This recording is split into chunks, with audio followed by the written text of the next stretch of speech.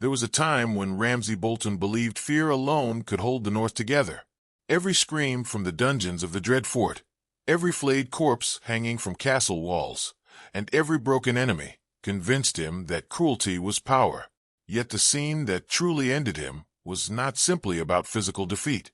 It was the moment the illusion shattered. For years, Ramsay survived because people around him believed he was unpredictable enough to destroy anyone who opposed him. But when that final confrontation arrived, the fear he had carefully built began to collapse in front of everyone watching. The North no longer saw an unstoppable monster. They saw a desperate man losing control for the very first time. The battle itself exposed the weakness hidden beneath Ramsay's arrogance. Unlike true military commanders who understood loyalty and sacrifice, Ramsay relied on terror to force obedience. His soldiers fought because they feared punishment, not because they respected him. That difference became devastating once the battle turned against him. Men willing to die for a cause will stand firm in chaos, but men fighting only to avoid torture eventually look for escape. As the battlefield tightened around him, Ramsay realized too late that intimidation could not replace genuine leadership. His army was large, but it lacked the emotional unity that stronger rulers inspired. What made the scene unforgettable was the psychological shift that happened during the confrontation with Jon Snow. Ramsay had spent years humiliating prisoners who could not fight back. He enjoyed controlling broken people, manipulating fear until victims stopped resisting. But Jon represented something Ramsay never truly understood: a person willing to endure pain without surrendering his identity. The moment Jon charged toward him despite impossible odds, Ramsay lost the emotional advantage he depended on. Fear stopped working, and once fear failed, Ramsay had nothing else to rely on. The collapse of Ramsay's confidence became even more visible when his carefully designed traps stopped producing results. Throughout his rise to power, he treated warfare like a game of psychological torture. Every move was meant to humiliate opponents before destroying them completely. But the more he tried to orchestrate chaos during that battle, the more uncontrollable events became.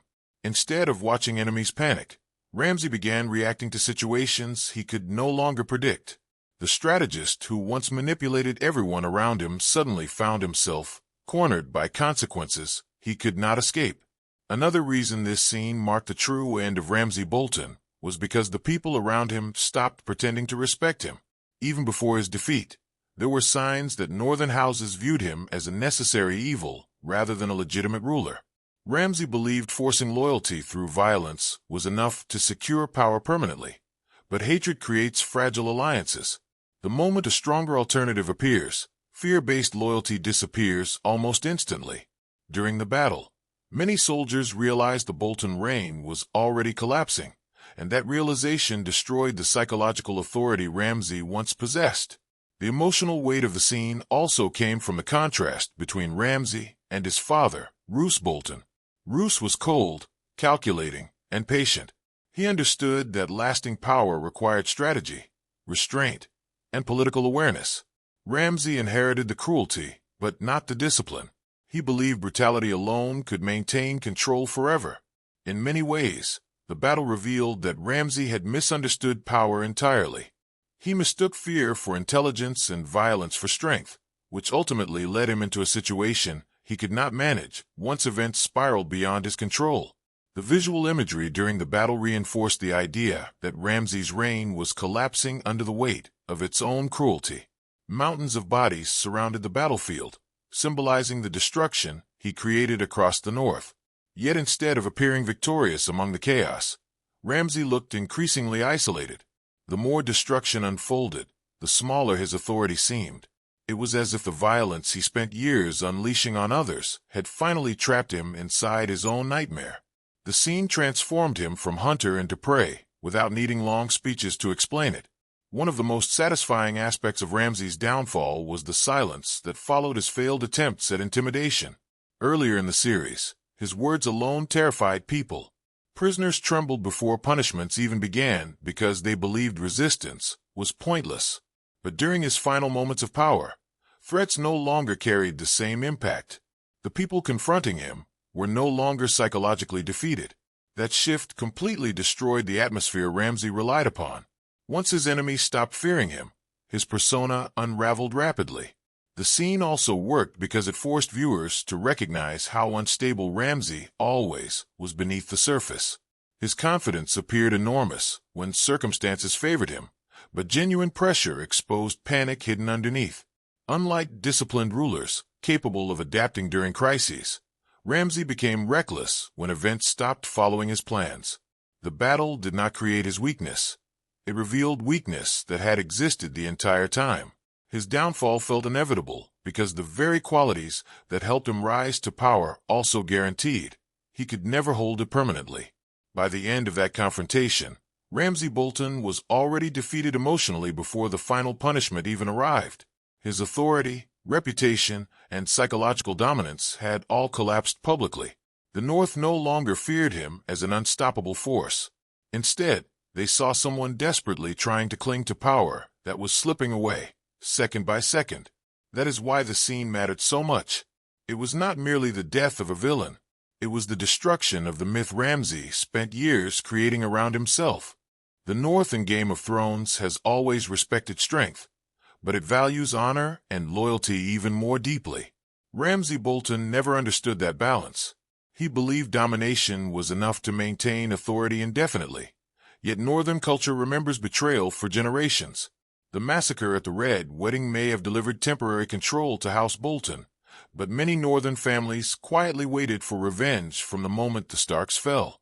Ramsay inherited a kingdom already poisoned by resentment, and his own brutality only intensified that hatred until rebellion became unavoidable. Unlike rulers who create stability through alliances, Ramsay destroyed relationships everywhere he went. He humiliated allies, tortured enemies beyond necessity, and constantly escalated conflicts instead of calming them. That approach can create short-term obedience, but it slowly isolates a leader from everyone around him. Even people serving Ramsay understood they could become victims at any moment. Fear creates paranoia inside a regime because nobody feels safe. Over time, that atmosphere weakens loyalty from within long before outside enemies arrive to challenge power directly. His treatment of Sansa Stark became one of the greatest strategic mistakes of his life. Ramsay viewed marriage purely as another method of control, never realizing Sansa represented the surviving identity of House Stark itself. Every act of cruelty against her strengthened Northern resistance emotionally and politically. Instead of legitimizing Bolton rule, the marriage reminded everyone that the true rulers of Winterfell had been displaced by monsters. Ramsay thought terror would silence opposition, but it actually united many people who had been waiting for a reason to fight back openly. Another major flaw in Ramsay's rule was his obsession with personal cruelty over long-term governance. Great rulers understand that maintaining power requires economics, diplomacy, and careful management of noble houses. Ramsay seemed uninterested in any responsibility beyond domination. He enjoyed breaking people psychologically far more than building stable institutions. That made his leadership fundamentally unsustainable. A kingdom ruled entirely through violence eventually collapses because fear alone cannot repair harvests, maintain alliances, or inspire sacrifice during difficult times. The scene that ended Ramsay also symbolized the return of consequences throughout the North. For years, the chaos following the War of the Five Kings allowed opportunistic figures to rise through betrayal and manipulation. Ramsay represented the extreme outcome of that disorder. But history in Westeros often moves in cycles, and eventually the political landscape began correcting itself. Northern houses started remembering who they truly were beneath years of fear and survival. Ramsay's downfall reflected a larger restoration of identity across the region. One reason viewers found Ramsay's ending so satisfying was because he constantly underestimated emotional resilience in others. He believed trauma permanently destroyed people because that is how he operated psychologically. Yet characters like Sansa, Jon, and even Theon Greyjoy demonstrated that suffering can also create determination. Ramsay failed to understand that pain does not always lead to submission. Sometimes it creates individuals willing to risk everything for freedom and revenge. That misunderstanding blinded him to the growing strength of those he believed he had broken permanently. The loyalty inspired by House Stark became another force Ramsay could never defeat completely. Even after devastating losses, people across the North still whispered the Stark name with respect. That emotional connection mattered more than Ramsay realized. Political power gained through violence can disappear quickly, but loyalty built through generations of shared identity survives disasters. Ramsay controlled Winterfell physically, yet spiritually the castle never truly belonged to him.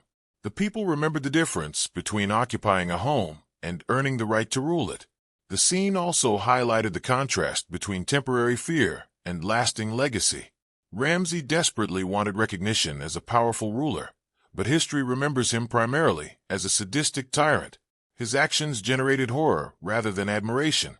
By comparison, even flawed leaders who protect their people often earn loyalty that survives after death. Ramsay created no lasting foundation because destruction was the only language he truly understood. Once his ability to inflict terror disappeared, almost nothing remained to support his reign.